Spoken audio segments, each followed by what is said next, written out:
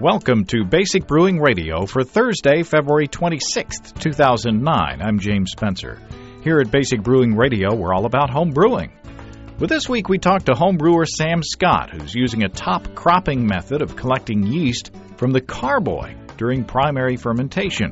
Also, we'll get a homebrew legislation update that has 2 doses of good news and 1 of bad, unfortunately. If you're new to home brewing or would like to get into the hobby for the first time, check out our website, basicbrewing.com, where you can find archives of our audio and video podcasts and our DVDs to walk you through basic and more advanced brewing techniques. And you can follow me on Twitter, my username, Basic Brewing, all one word. Also, you can find me on Facebook. My username there is Basic Brewing, all one word, James. Also, we have a Basic Brewing Radio and Basic Brewing Video page on Facebook, and if you become a fan of the show there, I'll be sending out occasional notices when shows are posted and such as that. And you can also find stuff like, since last episode, you will find a clip of outtakes from the latest Basic Brewing video shoot, where we tasted the ice barley wine. And fun ensued. You can see a little behind-the-scenes clip there. Our 2009 Brewers logbooks are still in stock, so check those out at our online store, basicbrewingshop.com. And as usual, thanks again to everybody clicking on the Amazon.com associate link on our basicbrewing.com site. Whenever you think of Amazon, think of us and click on our associate link first. It won't cost you any extra, and you'll be helping us bring you this show, and we appreciate your support. I have an update to bring to you on the oxy barrier bottle cap sanitization issue. You may remember that we had a question a couple shows ago on whether to sanitize our oxy barrier caps because the seal was supposedly activated by moisture. Well, I got in contact with the Crown Beverage and Packaging Company, the manufacturer, and I heard back from George Go, who's the plant manager of the Crawfordsville, Indiana facility. And George says this: yes, the barrier is activated when it contacts with moisture or liquid. It is a slow reaction that takes days. So if the crowns are crimped right after sanitizing, they should be okay. So there you go, straight from the guy who's in charge of making them. Given that information, if you only sanitize the caps you're going to use with iodophor or Star San on the day of bottling, you don't have to worry about ruining the cap's effectiveness. So thanks very much to Mr. Go and the folks at Crown for helping to clear that up for us. I had several responses following the Basic Brewing video episode where Steve and I sampled the ice barley wine, which was frozen and then concentrated. This one comes from Ben in Greenville, Michigan. I have a question about the new show on barley wine ice beer. I'm not brewing yet, but plan to do so in the near future. But can I buy 3 or 4 barley wines, or maybe an old ale, to do the same thing you guys did? So, in other words, buy commercial beers and concentrate those. Well, sure, I don't know why not. It's worth a shot anyway. I'd steer toward the beers that aren't as hoppy. Like, for instance, I wouldn't want to concentrate Bigfoot barley wine because, wow, the bitterness in that is going to be just incredible. But you don't have to stick with big beers. I'm sure there are styles of beer with lower alcohol content that would be lots of fun to play with. On the other end of the spectrum, Mike Lozano wrote me and said that he did the same technique with a big sizer that he made. He said it was good, and that his neighbor liked it too. So that's something else to think about. You don't have to stop at beers. And you can do a cider, and I think that's called Applejack when you freeze it and concentrate it. Dan from Eden Prairie, Minnesota writes, I'll take up your challenge. I challenged everybody at the end to try it. I'll take up your challenge and do a test this weekend of my own. It'll take a few weeks to make an Ice Imperial Rausch beer. Smoky Scotch flavor, bottled and aged. My question after making this, how well is it preserved? Is there any risk to oxidation? Should I be bottling it in small bottles for single-use consumption, or does it have a shelf life? Well, Dan, that's a good question. And by the way, the smoked ice beer sounds very tasty. Can you imagine a little bit of, wood chips in there as well? We shot another episode of a Basic Brewing video yesterday and tasted the ice beer again. And I did taste a mellowing of the character of it. I don't know if that's just naturally aging or if we sloshed it around too much in that big jug with all that air in there. I don't know. But the next time I make one, I'm going to bottle it in smaller bottles right after collecting it to see if there's a difference. But, I'm plowing new ground in my house as far as that's concerned. I don't have any experience with that other than, basically just what you've seen on the show. Got a nice letter from Brad in Appleton, Maine after our Maple Sap Brew Day show with Casey and Jen. Brad says, I just listened to the Maple Sap show and thought I'd throw my 2 cents in worth. Up here in the coast of Maine, we're just about to begin our maple syrup season. You need the right combination of temperatures to get the sap flowing, and that means nights below freezing and daytimes above freezing. I'm lucky enough to have quite a few maple trees in my wood lot, and I usually tap about 8 to 10 every spring. The local rule of thumb is 1 tap per every 8 inches diameter of the tree. Brad says, what I don't immediately boil down for syrup, I freeze in gallon plastic jugs for brewing later in the year. I often use the sap not only for mashing, but I also use it in the sparge. I've used it in lagers and ales, light and dark styles. I've even used it in meads. Brad says the bottom line for me is that it is almost undetectable. Brad says, I know it's there, so I do my best to convince myself that I taste it, but no one else can. The beers themselves are very good, just not maple good. The fact that you added some concentrated syrup to your brew should make the maple flavor somewhat more evident, but I think it's just an elusive element to capture. Brad says, having said that, though, I still continue to use sap in my brewing because I think it's very cool to be using the liquid that's been taken up by millions of tiny rootlets and passed along the cell structure of the tree to ultimately be collected drop by drop in a bucket. That sap reflects the essence of this particular place, the soil, the rain, the trace minerals, the entire local climate, the terroir, as the grape growers say. It makes brewing just that much more personal. Well, I agree, and that's very, very well put, Brad.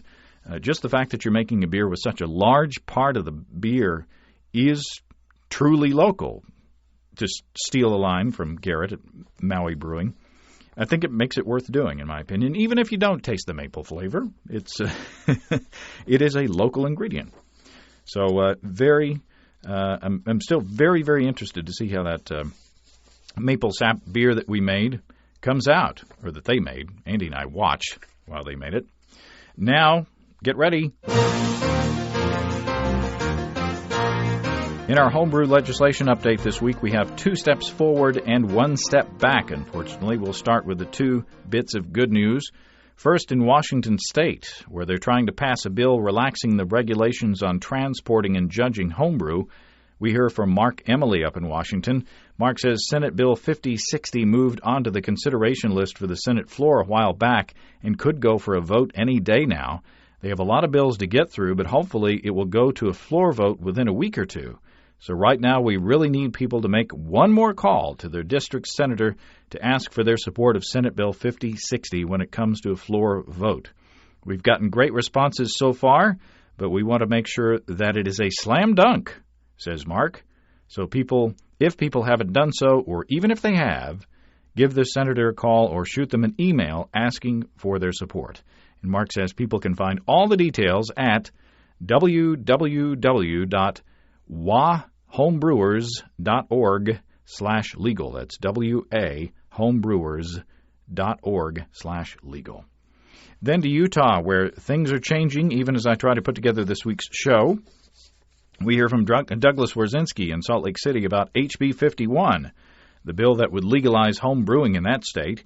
Monday, the bill was voted on in the Senate, Douglas says, and an amendment was adopted with restricting language. And by the way, that language, according to Douglas, was to limit the amount of homebrew or homemade wine that could be transported.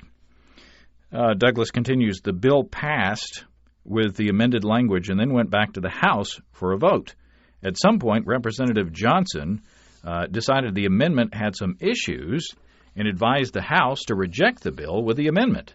It went back to the Senate, which refused to recede their amendment. This triggered a procedure which establishes a conference committee. And Douglas says the committee is composed of 3 House members and 3 Senate members, the committee members worked out their language and assembled a report, which was adopted by the Senate this morning. And this is Wednesday when I'm actually reading this. The bill was voted on with the compromised language and passed with 23 votes. It was turned back over to the House, which will need to do the same thing. Douglas says, we are very close. So Douglas, being a law student, is getting a very good education in the legal proceedings, as are we all, in following this bill. So maybe by this time next week, we could have even better news from Utah. So stay tuned there. And you can check out the latest episode of Homebrewing Perspectives podcast, where Douglas himself delves deeper into the story in Utah. So we wish the Utah and Washington homebrewers continued success, and I appreciate the continued updates from the field, everybody. But now on to less happy news. In Mississippi, the bill to raise the alcohol cap on commercial beer and legalize home brewing in that state has died in committee. For more on the sad news, we go down to Butch Bailey in Hattiesburg, Mississippi. Butch Bailey, welcome to Basic Brewing Radio. Thanks for having me. Tell me about your organization, first of all. Well, we started about 2 years ago as Mississippians for Economic and Beverage Advancement, and it was a small group of people who met together in Jackson to see if we couldn't work on getting this law changed. And for anyone who's not familiar with it, we have one of these really ridiculous, archaic laws in Mississippi that caps the permissible alcohol content in beer at 5% by weight, which is about 6.2, give or take, by volume. And we met to see if we could work on getting this changed. We tried to do a lot of behind-the-scenes stuff, tried to get some grassroots support built up over the past 2 years, tried to work with some key legislators to see if we could get this thing done, and it just doesn't happen that way in state government. So we have switched tactics. We've had a major reorganization. We filed as a 501c6 nonprofit corporation, and the name will be Raise Your Pints, kind of following after Alabama's Free the Hops organization. They've had a lot of success there and modified a little bit for our state's particular, idiosyncrasies there. But we're following that pattern, trying to raise some money. We've talked with some lobbyists, seeing if we can't get this thing done. And more to the point of most of our listeners, along with raising the alcohol level of beer sold in the state, there was also a provision in there to legalize homebrewing, right? Absolutely. That's very high on our priority list. We actually have a set of priorities, set of goals that we prioritize that we're working through. Number one being raising the permissible alcohol content of beer. Then right behind that would be legalizing homebrew, which is kind of a gray area. I mean, making wine at home is legal in Mississippi. And we're trying to get the same for beer. Now, I'm a home brewer, and I know dozens of home brewers around the state, and we definitely want to see that happen. But the bottom line, the realities of it is, I don't know too many people who want to home brew, but said, you know what, I want to do it, but because it's technically illegal here, I'm just not going to do it. So, well, on the other hand, when it comes to the alcohol content in beer, we're definitely prevented from buying, a barley wine in Mississippi. So that's the more pressing concern. So we're going for that first, and then right behind that will be home brewing. So give me the details. The bill died. Yes, we had a bill this past session. It was introduced into the Mississippi Senate by Senator David Berria from down the coast in Bay St. Louis. Never made it out of committee for various reasons, but won't go into those reasons in the past. And I think it's more important that we look to the future right now, and the future is actually pretty bright for us. We are one of only 3 states left who still cap beer at this ridiculously low level, and it looks, for all purposes, like Alabama is going to be successful this year, that they're going to be able to get their cap raised, which is going to put Mississippi as one of only 2 states left. It would be Mississippi and West Virginia. We'll be completely surrounded by states who have made this progress. And quite frankly, there are thousands of Mississippians who are sick and tired of spending our money in neighboring states. And I know people, I could name 5 or 6 right here off the top of my head, who, spend thousands of dollars or over $1,000 a year easily in Louisiana or the Florida Panhandle or Tennessee, and that's tax revenue that the state of Mississippi is losing, quite frankly, at a time when the state budgets can't afford to be losing that tax revenue. And y'all can even come over to Arkansas and buy better beer, which, Oh, absolutely. And I do. I go to Memphis occasionally and drive right across the river quite a bit. Well, so what is the strategy? I mean, it seems like to me that I saw some legislators, some state legislators, I don't know if it was from Mississippi or from Alabama, video on the web of these legislators debating this, type of issue. And there's a lot of, without being disrespectful, a lot of ignorance out there on the part of a lot of these legislators. Is it just an educational issue? I would like to think so. And, we're all ignorant just about different subjects. Yeah. And that's quite common here. There's a lot of people that don't understand it. And I don't know exactly which video you're referring to, but I've seen some where they ask questions like, well, what's next? 80 proof beer. And they don't understand, the biology of yeast, and that this is just not possible. A lot of them have an instinctive pullback from anything related to alcohol. There's a lot of people in our state that just are opposed to alcohol in any form on moral grounds. And, that's their position. You have to respect that. But there are a lot of people who, once you educate them, once you talk to them about it, they see that this is more than anything else an economics issue. This is a matter of consumer choice, consumer freedom. It's a way, in some little small way, to give small business owners more options.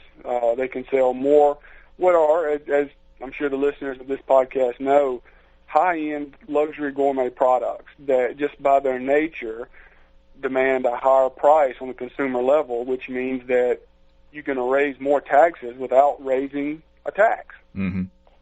Well, I don't mean to confuse the word ignorance with stupidity. There is a difference. There are perfectly smart people who just don't know what's going on. But what's your forecast for raising the cap and, more importantly, in my heart, legalizing homebrew in Mississippi?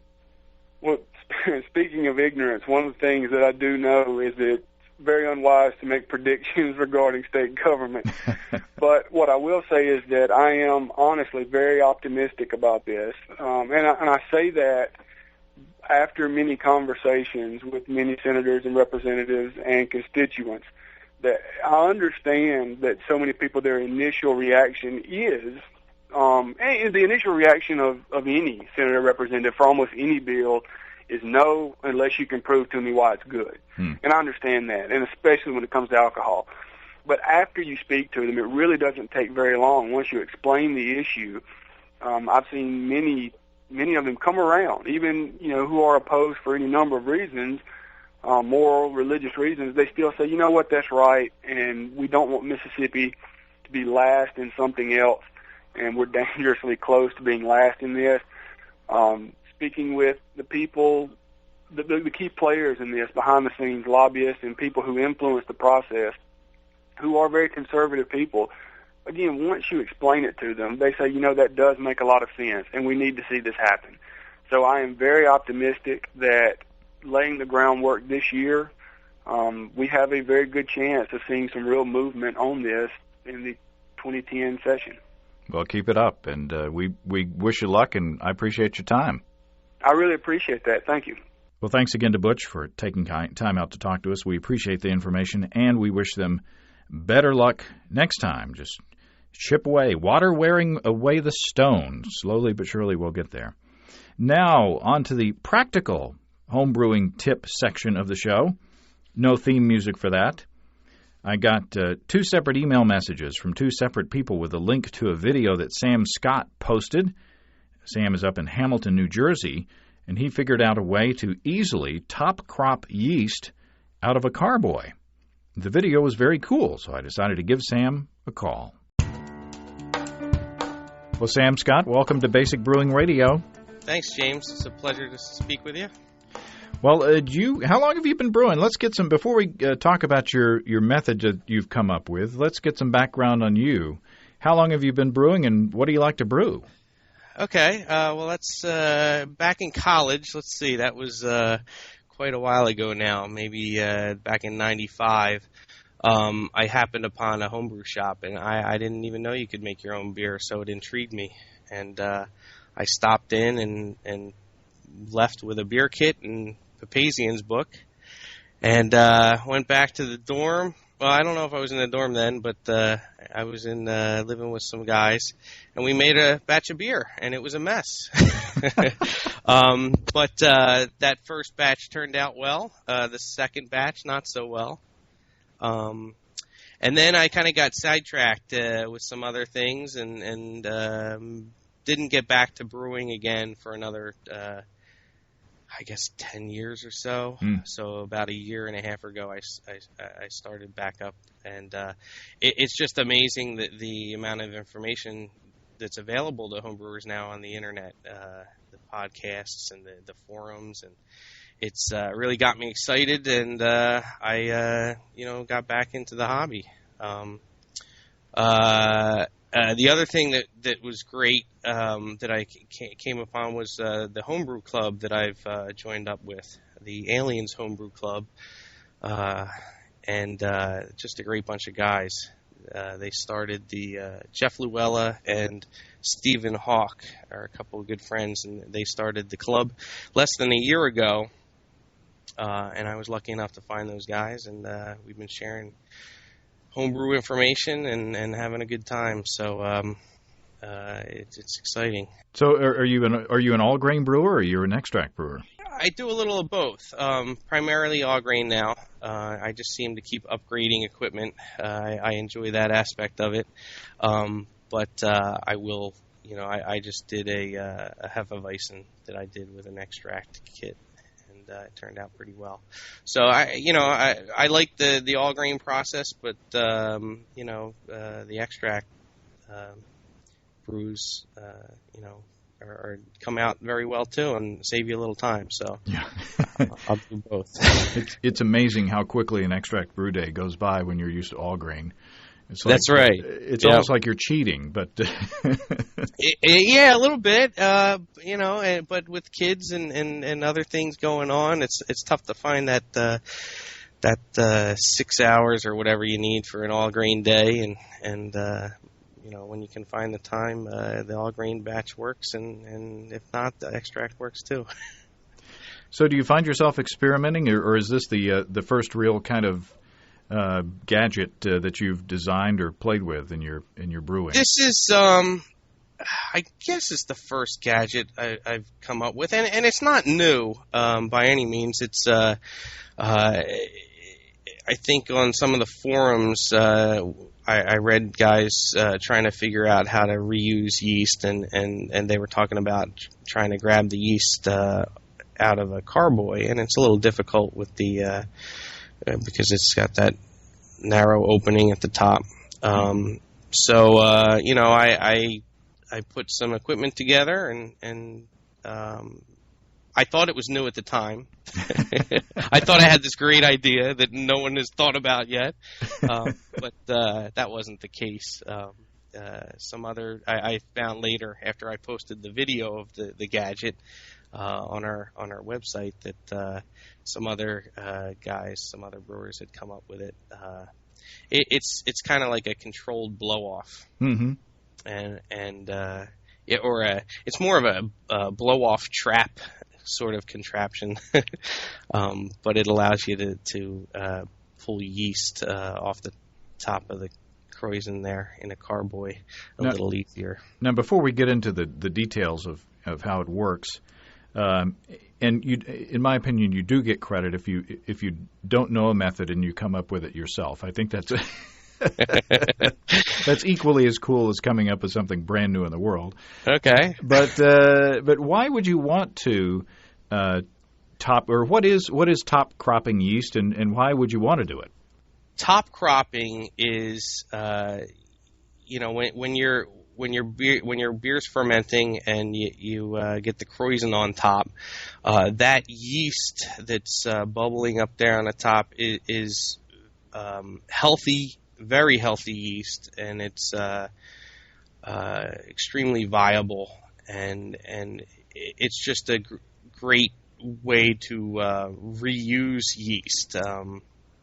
Healthy yeast is very important in brewing, and top cropping is a way to get the most viable, healthy yeast from a batch of beer. Yeah, I mean, for generations, in the old country, so to speak, brewers have been taking the krausen, or taking the yeast off the top of the fermenting beer, and using that to start another batch, and why shouldn't we do the same thing? And if you do it in a bucket, it's pretty easy, because you just open up the top and you just take some of that stuff out of there with a sanitized spoon, of course. But with a carboy, you're right. I mean, it's a trick. Yeah, it's a little more difficult to gain access to the yeast. The bucket's easy to pop that top off, and also a lot of guys use the conical fermenters, and they can pop the top on there and top crop. They can also dump the yeast off the bottom of the conical. But again, from what I've read, the yeast that's up there on the top is the most viable and healthy yeast you can get. So take us through your thought process. What were you thinking when you came up with this device, and kind of walk us through what it is and how it works? Okay. Well, I've had a couple of batches blow off the top. I attach a blow-off hose to my Carboy, and some of the wheat beers that I like to brew really get quite a bit of foam there on top, and you do need a blow-off hose. And I was, it just occurred to me that why not capture that yeast that's coming off the top there. A lot of times the brew would blow off, and there'd be a nice bit of solid yeast solids on the bottom of my blow-off bucket. So I as batches were going, some of the batches wouldn't blow off, and I was wondering how I could get at that yeast. And it just occurred to me one day I had some equipment laying in the kitchen. I was cleaning it, and I happened to pop a Carboy cap or Carboy hood on top of an Erlenmeyer flask, and it fit perfectly. And I said, I can. The light bulb went off. Yeah, the light bulb went off, and I ran downstairs and grabbed I had a stainless steel racking cane that was laying in a bin that I hadn't used in a while. So what I did was I took that racking cane and I cut it in half with a tubing cutter.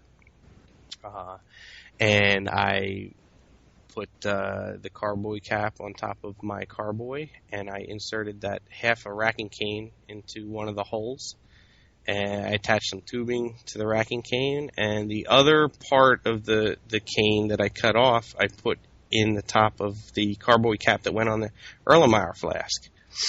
And, with the tubing, I connected those two, the fermenter and the Erlenmeyer flask. And then the way I use it is obviously you want everything sanitized, and I use Star Sand, and I spray everything down. And what's nice about the Star Sand is when things are wet like that, the racking cane can slide easily up and down in that Carboy cap. That's a good point. So effectively, you're as I place that racking cane down into the krausen, I'm basically lowering the opening of the Carboy. Mm-hmm. And the way mine worked was the pressure from fermentation, the CO2 that was coming off of the fermenting beer, the pressure built up in the fermenter, and it pushed the krausen up through the racking cane and into the sanitized Erlenmeyer flask. And I was able to collect some yeast in there. So essentially, you're lowering this tube down into where the good stuff is, on top of the beer, and just the natural pressure from the carbon dioxide, instead of blowing off through the airlock, is blowing off through this this tube, and kind of, it's not creating a siphon exactly because there's not a steady stream, but it's pushing the krausen. It's kind of, you're forcing it to blow off, essentially. That's right. Yeah, it's a controlled blow off, and like I said, it's not new because after I posted that video, a lot of people have pointed me to some other forums where they had done that.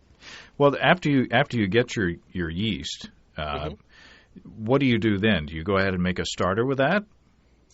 Yeah, that's what I would do. I did it once, and I used the little bit of solids that I collected, the yeast solids there in the Erlenmeyer flask. I used that to get a starter going, 2-liter starter for my next batch. With good results, I'm assuming? Oh, yeah. I mean, it kicked off right away, and I put my starter on a stir plate, and that starter was going in a couple hours, and by the next day it was foaming over the top. so it was definitely good healthy yeast. What yeast strain was that? Do you remember? That was my that was the White Labs Hefeweizen. I don't know if it was the 380, the Hefeweizen 4, or the 3. I think it was the 300, the WLP 300. Now, this is something that you could do with an ale yeast probably, but as I understand it, you probably couldn't do it as easily with a lager yeast. I know. I have only tried it with the ale yeast, and it was kind of I haven't used it a lot just yet, only because I haven't been able to brew enough. I find enough time to brew beer, but top cropping does require you to brew often. If you're going to reuse yeast from one batch to the next.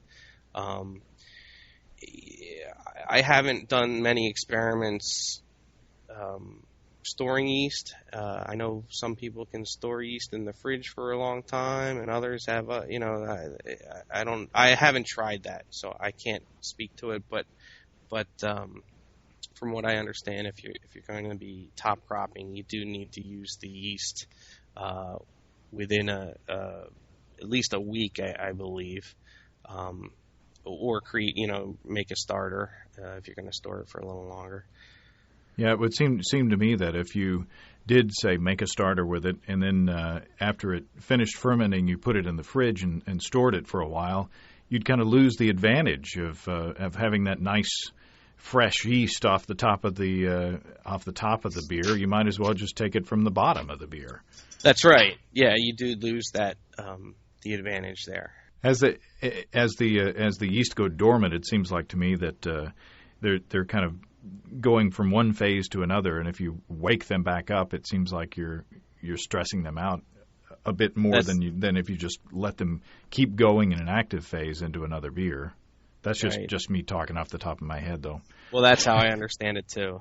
So you'd want to use you'd want to use the yeast fairly quickly from top cropping.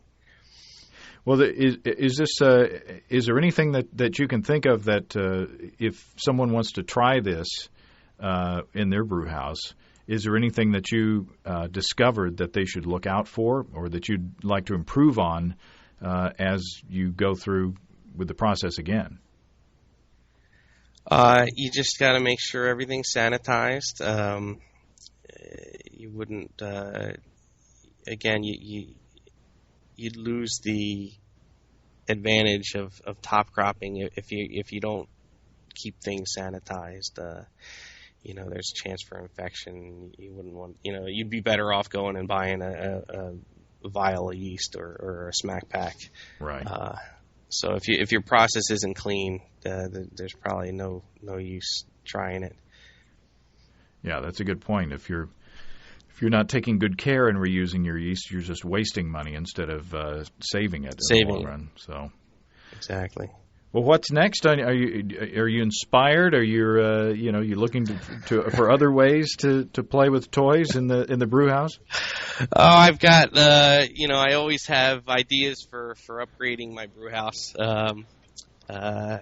Right now, I'm using I have a brew system that I built, and I have I'm using a cooler for a mash tun.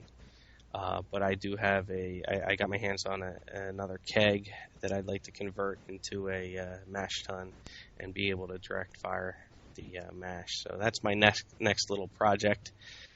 But I'm excited about homebrewing.